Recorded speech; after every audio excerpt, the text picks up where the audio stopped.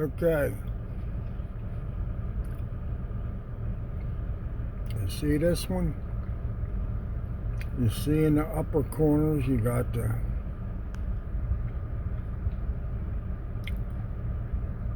rear camera and you got the, come on man, cabin camera, and the big screen right now is the front. And I can change these. Cabin, this is the rear.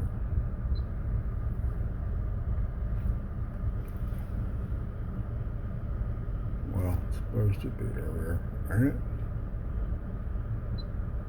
Yeah, okay. The other camera I had worked for, I don't know, a week or so, or a couple weeks, I don't know what it was. And had them up there. And then they were gone. Either one would show up. I couldn't change nothing. It wouldn't record them cameras because they didn't show up on here. They was blank. So this one,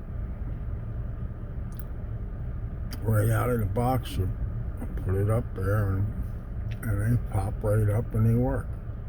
Hopefully, they'll keep working and I won't have to send this one back. I gotta send the other one back. And we'll see. April 30th, Sunday. Alright, that's it.